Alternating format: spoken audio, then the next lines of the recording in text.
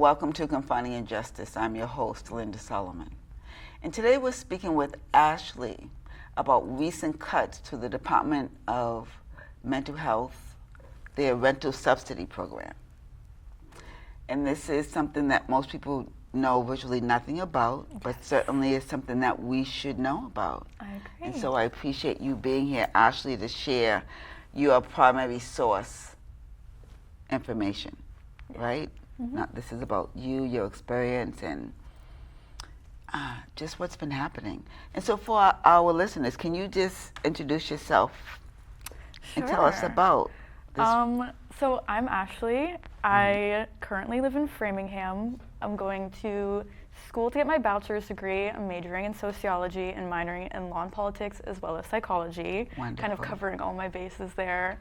I work in advocacy. I do a lot surrounding social welfare systems, particularly right now the Department of Mental Health due to the budgetary issues they've been having. Okay. I think it's important to mention, have been a DMH client for about 7 years now, so I have sort of the insider point of view as well as the work point of view, which I think is very helpful to have both. Absolutely. You know, there's a saying that says nothing about us without us. Absolutely, yeah. And so you're in a unique position that you have Definitely. multiple experiences, right? Or you can see it from many different lenses, which is wonderful. Yes. And so what is the Department of Mental Health Rental Subsidy Program? What is that? Okay, so originally I had a slightly different point of view of what it was than I do now in my work, because originally it was essentially this like enigma that we know nothing about, that we know once we start aging out and we're ready, we're going to be able to get a housing voucher and move and pay 30% of our income and be able to pick our housing, stay there forever. It was kind of the promise that was made to us, like, as you're getting older and you're still having DMH services. So that's kind of how we looked at it prior. Okay. It wasn't until it got cut until I realized that it was actually something called the Department of Mental Health Rental Subsidy Program. It's essentially a partnership with the Executive Office of Housing and Livable Communities and the Department of Mental Health. So EOHLC, they pay a certain amount and then DMH will cover the rest. Okay. So you have to have DMH services. You have to be determined to have a serious mental illness. Okay. You have to be receiving services, while you have the voucher as well, until that phases out. But you essentially pay 30 to 35% of your income through this voucher after you've chosen where you want to live. And that's sort of how that goes. Well, that's the way it was supposed to go. So once you age out, so you could be someone who was in the system as a teenager, and your housing was secure, whether it was foster care or what, group home or whatever. And then when you said when you age out, then you had the guarantee of still having sustainable housing. I mean, guarantee, you have to qualify. There's obviously like eligibility. Sure. But this is particularly for the Department of Mental Health. So people without it, like in foster care, they can't get this particular voucher, just to be clear about that. Okay. But yeah, so it was kind of an assumption that all of us were eventually going to be getting it if we were still in group homes or receiving services from DMH without maybe family support or having the finances to be able to afford something on your own. Okay. And what happened? So I did not know what this rental subsidy program necessarily was prior to it being cut. Like I said, I knew the idea of it and I knew that I was supposed to get a voucher very shortly. Okay. So I started working with, in my area, it's ACCS, which is through advocates. I can never remember the acronym. But essentially the goal was that they were going to help me and my roommate because we were at a group home. Okay. But the group home had apartments as well that they kind of oversaw, so that's where we were. Went from, group home, did well enough, got to the apartments, and then the next step was the voucher. So, of course, we happened to be two of the people who were on the verge of getting the voucher when they were abruptly cut. So we were working with our teams, had just finished our intakes, we're about to start looking, figuring out what was going on, and without warning, from what I've heard, my DMH worker, she was not aware that it had been cut. I found out first. Okay. She works for DMH. So I called her and I was like, what's going on? She didn't know. Advocates didn't know until it was an email that was sent out on the night of July 8th of 2025. It had pretty much no information. It was only sent to particular agencies, I believe the ones that are able to, facilitate getting the vouchers, which is why it was sent to advocates. But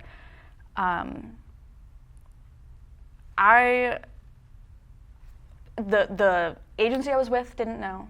Okay. I found out later the advocacy agencies that work on DMH RSP also weren't aware that this was on the table to be cut. So it was very much a surprise for everybody involved. So there was no prep, there was no opportunity for agencies to rally and say this is... Nobody got to have an opinion on it. Nobody knew about it until the email was sent out, and even then it took a while for people to find out about it. And this email was coming from Maura Healey's office. Is it that, like, the state? I believe it was from DMH. Okay. I could be wrong, but I don't believe it was from Maura Healey's office, no. Because what happened was, I found out later, because they didn't release the memo, it wasn't public knowledge until I believe October was when the memo was sent out. So we had this time frame, between July and October where we couldn't do any advocacy about it because the public didn't know about it. The legislature didn't know about it. Allegedly, the governor didn't know about it. What had happened was essentially the funding had stalled. FMR was rising. They couldn't keep up with the rising rental costs. And so they made this snap decision when we didn't get more funding in the fiscal year for, FY25. They made this snap decision, okay, we're going to pause this program. So it happened after the budget decisions were already made, but there was no warning that it could be a possibility that would happen. Everybody was kind of like, this is fine, this is going to keep going. And all of a sudden, it was no longer fine. So technically, the legislature, the governor, they did not know that this was what was going to be done in response to the budgetary issue. This fiscal year, they did know, and they chose not to act on it. Okay. We asked for $7 million above H2. And that was just to stop the attrition that was being done on the units that were already leased through the program. So it wasn't people who were waiting, but we wanted people to be able to maintain their housing who already did have the vouchers. So we asked for the $7 million, which was simply, and I say this a lot, a Band-Aid for now. It's not going to unclog the system that has now been clogged due to this issue because people can't move through it. But it'll allow the people to stay there and maintain that housing for a little while. Out of the $7 million in the House, we managed to get about 3.5. Then when it moved to the Senate, we got 0. And then the conference committee settled on 1. $7 million was just going to be the Band-Aid, and $1 million is certainly not enough for that. So let's just back up so we can make sure that I'm clear, that our listeners are clear. So this memo, this letter that went out, which is dated October 20th, 25. Yes. To say that funds will be suspended. However, it also said that people who already had housing would not be impacted. It does say that. And that is what they have been saying every time they were asked about the issue. And based on what you're saying, it sounds like not only were people like you who were waiting to get a voucher, you were stalled. You were like, but the people who actually were had housing were then in jeopardy of losing that housing. So, from what I've heard from DMH, because I did not have a voucher, so I can't speak for people that do. But from what I've heard, and from other service providers, is that they're being pushed to sort of nudge people to stop using the voucher. So people who currently have them, they had said, DMH had said, well, if people are ready to move out on their own, if they move back with family, if they die, then we can do attrition because we can just end that lease, and instead of handing it to the next person like we usually would, that closes out. And so they're trying to shrink this program.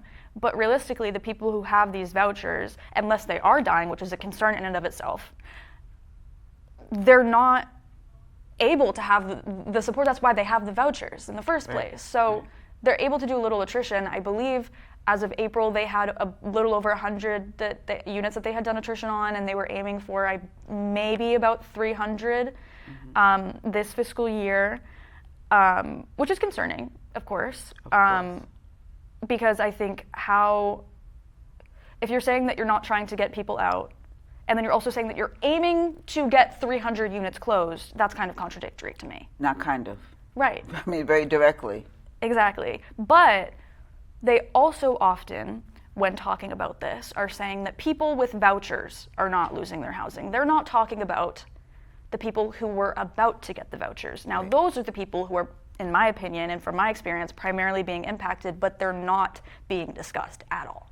So when they say no one's losing their housing, no one's going to be homeless, they're choosing their words carefully, because that's not true. Because in the case of me and my roommate, we were both told that we had to move to a homeless shelter, most likely. Mostly that was said with vague threats, but ultimately it became our only option. And they had given us a deadline at a certain point of January 1st, Happy New Year, right? To be moved out of where you were. To be moved out of where we were, because we were doing too well to stay there and our beds were needed for the people who were trying to move through the system, who no longer had beds. And what were you supposed to do? You and your roommate, where were you going? Was there a plan, or it's just like kick you to the curb? It was a voucher, and then it became, okay, you two can stay here until we find another option because you have a couple years until you age out of this program. And then it became, actually, never mind, that no. And then there's something called set-asides. It's similar. They have DMH contracts with different apartment complexes throughout the state. I don't know all the logistics of that, so I won't speak on it too much, but it's similar where they have a particular unit that's set for DMH clients, and so people can move in and out. It's not permanent though, like the vouchers would be. You don't get to pick it. And in this case, DMH will try to just throw you there. Now they have limited units. They're trying to increase their units. With something as big as this, you're going to need a lot more than that. And what we're going to not do, which is what they're trying to do, is move people across the state if it's helpful for them. They're simply trying to get beds open, and so their goal is to move people wherever opens up, even if that's hours away from where they go to school or where their family is. And so that's another issue we've been running into. That sounds absurd to me, because if you're involved with the Department of Mental Health, that means that you have ongoing services. You need ongoing support. Yes. And so to move people around to wherever, I would imagine would create, it's a form of trauma. Right.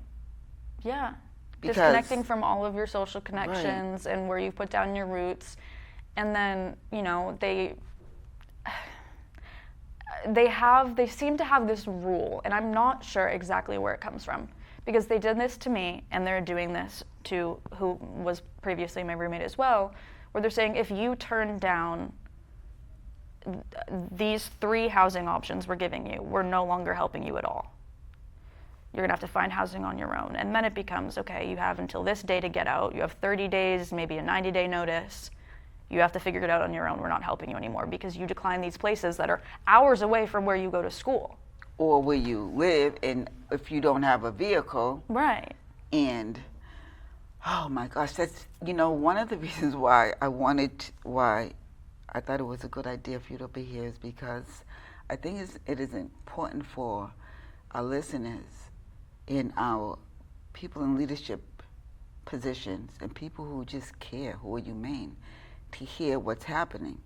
Now, the letter that informed people about the cuts and said no one would be hurt by this, yep, or no one would lose housing, and I understand that they used it was, carefully, but that letter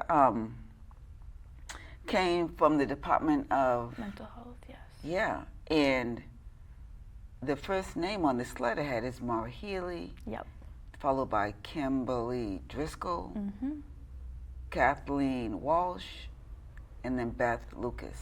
Yes. Right? Yes. And so decisions like this are not made arbitrarily. I mean, it comes from the top down. And so we have to put sort of the questions directly to the person who's responsible, who is Maura Healy. Yeah. And I understand that you have to choose your words carefully because there can be repercussions. for you even sharing your story, because this is something that people should know about. But the bottom line is that people who are involved with the Department of Mental Health, which means that you have something happening with you, and we know through adverse childhood experiences that there are a lot of people walking around with stuff, trauma, mental health concerns that are very legitimate and real. And so to say to those people, oh, well, I don't know what you're going to do about your housing, but you can't depend on us. That's what I hear. That's what is being said here. Especially when it was previously promised and expected to happen. And for a lot of people who are still waiting on their chance to get a voucher, they don't know that this has happened, because these programs aren't going around telling people, hey, we actually don't have any housing for you anymore. They find out when it actually comes down to the time to get the voucher or to move on. They no longer have that option. It's also almost impossible to find people to tell their stories because of all of the privacy issues. You can't go into a program and say, hey, how many of your people are losing this opportunity? Can we talk to them? Right. It's not public knowledge. I mean, like I said, we didn't even know what the program was called when we were having this promised to us for so long. So it kind of makes it impossible to find people to fight. I've kind of been one of the, if not the only young person with DMH services that has been fighting for this. And it's not enough. Which is so difficult to believe, because what do you, and I would imagine that dealing with this issue can be immobilizing. It can make people just stop in their track. It can create trauma that prevents people from acting.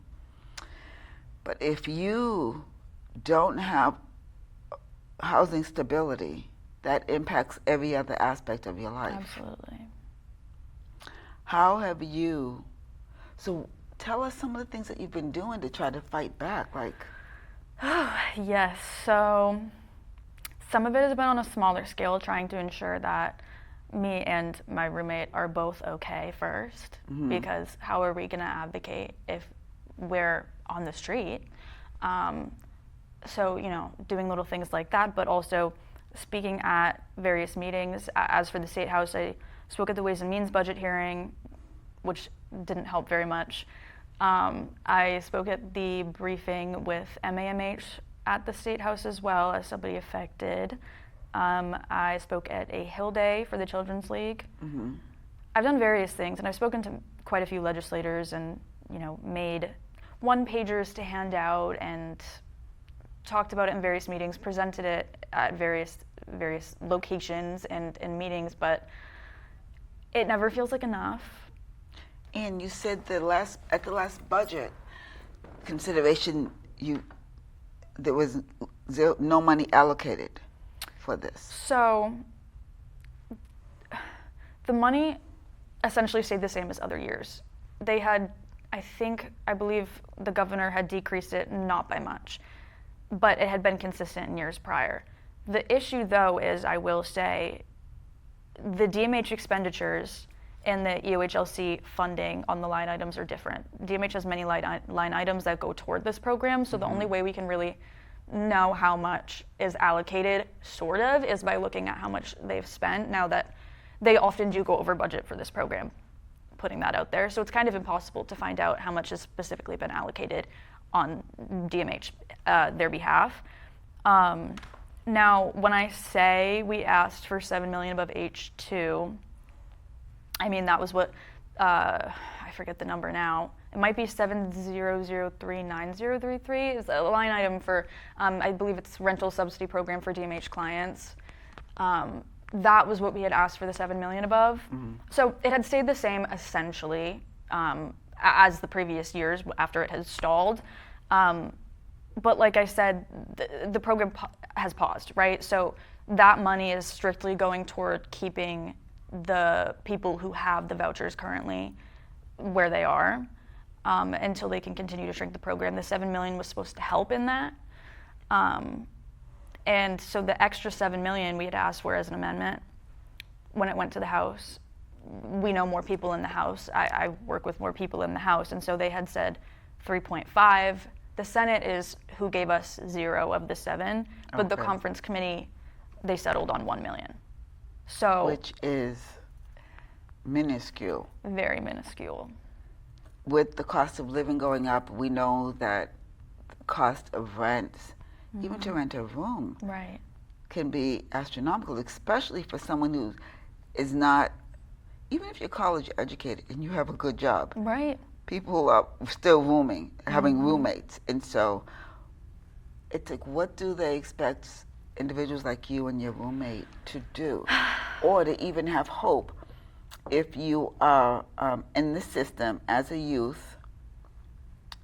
What do you have to look forward to if you know that once you age out, the likelihood is there'll be no resources? So the question is, do I have to do worse or have housing, right? Because that was something that I've heard that's been considered a lot.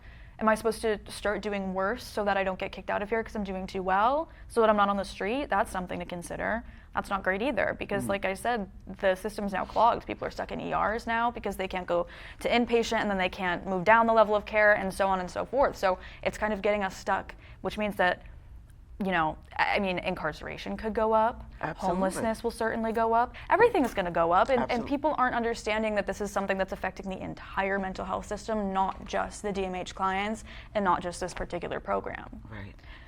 And, you know, it's interesting. I think what might be happening is everyone's being thrown into this pot, because you know that there are people who were staying in hotels, who were staying in shelters, were all removed. And I think everyone, I'm not sure that any, like, was special consideration given to Department of Mental Health, especially young people who've been in the system. So there are no shades of gray if you've been in the system as a young person, that you need that continued support. Right.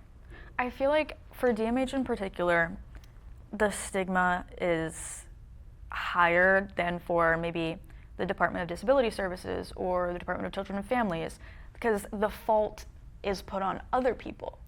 When it comes to people within the Department of Mental Health, it's more of like an individualized, you're the problem issue, and often, you know, the stigma is, oh, these people are messed up. They have behavioral issues like this, that, and the third. So I've kind of been wondering about the idea that maybe there's so much more advocacy on other fronts. Maybe there's so much more funding put toward other fronts for certain things because of that. So that's concerning to me, first of all. I also, remember, I just want to say, a lot of people, when they hear, well, why couldn't you just find different housing? I hear that a lot. Even DMH, they had listed Section 8, they had listed CHAMP, they had said there's other housing options, there's set-asides. Set-asides are few and far between, they're limited, they're random, they come online, and you have to choose in a second whether or not you're going. CHAMP is closed, Section 8 is closed, and it's interesting because one thing that they'll say after listing those as the alternatives to make it all sound okay is, well, but the other lists are closed, so it's okay that we're doing it. Listen, even, first of all, there are waiting lists that are years long for these 20 other years programs. if it's not even closed, yes. In other housing. So if you, to rent a room is now, it's like what people paid for an apartment a few years ago. Yeah. I mean, it's outrageous. Like, so I do not think, I can't think of options other than becoming homeless or doubling up with people. I mean, I don't see any positive outcome for people. Which isn't great for clients of DMH often. You don't want a room with a random person that you've met online, which is one thing that was recommended to me. I was being sent these rooms with strangers I'd never met. I was like, is this what you really want for me? I don't think so. But they didn't know what else to do. But you know, them, back to what I was saying a second ago though, like DMH saying there are other options so it's okay, and then also saying but these are closed, is contradictory as well. Absolutely. So you'll find a lot of contradictions going on. Now I do also want to say we've been through about 3 commissioners since this issue first started. So you see Beth Lucas's name on there. Previously it was somebody named Brooke Doyle. They took a vote of no confidence in her, and so after Maura Healey originally had defended her when the case managers were saying, no, we need her out. First of all, I don't know why she would defend her when her own case managers are saying that she needs to be out. but eventually she was removed.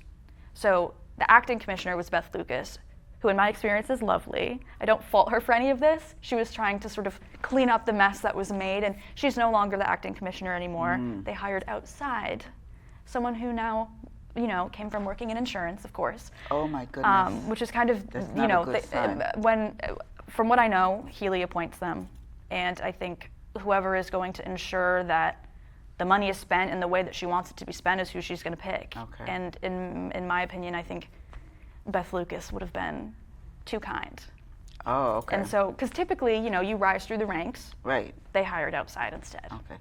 It's just interesting. It gives me an opportunity to point out that you have a top one that says, I sure do. Andrea James. Listen, all of this is not happening just by chance. Like, this is deliberate. It's not an isolated issue. People see it as an isolated issue. It's a systemic issue. Absolutely. People are in leadership positions, who are clueless about the lives of everyday people. And it's really unfortunate. And so I think this is a good opportunity to plug Andrea James, who I think will be a refreshing, much needed change, because she has that lived experience. Absolutely. She knows there's no magic bullet, clearly, but she knows she can relate to the average person. Like, she sat with you and had a conversation and talked, and so I think that we need to really be thinking about who we want at the helm. Absolutely, yes. Who do we want as the mayor? Who's going to be compassionate and understanding and humane? Because this is about being humane. How do you say, oh, well, I'm not sure what you're going to do, but we can't help you? I know. Because you aged out. Yeah, and like we were talking about before, I want to make it very clear that I'm not blaming a particular individual. I'm blaming the system, although I will say, Governor Healy, I might blame you just a little bit. Well, but I think you're being kind, because how do you not take care of our young people, our most vulnerable people? How do we not take care of them? Well, this is politics, right? She's going to focus on funding the things that affect the majority of people and the majority of her voters. And so when you see people struggling with DMH RSP, she's not going to say, oh, well, all these DMH clients, they probably don't vote. They probably, they don't have people necessarily advocating for them. So why, it's not that they fund schools adequately either, but they're going to look at schools and say, oh, this affects more people. This is more public. We're going to talk about this. We're going to, look at that. But she hasn't spoken ever once on DMH RSP. And really, there's no focus on DMH at all for her. And she doesn't focus much on mental health in and of itself either. Okay. So listen, we only have a few moments left, but I want to thank you for coming and sharing your story. And for people who might want to support this effort, how can they reach you? What can they do? I think we're already trying to get ready for the next fiscal year. Now that we have all the information, now that the memo has been released, we have longer to work on this. I think reaching out to your legislators, hopefully getting everybody on the same page, and spreading awareness. Spreading for sure. awareness. Because if people aren't talking about it, they're not going to do anything about it. Well, people don't know about it, and most people don't. That too.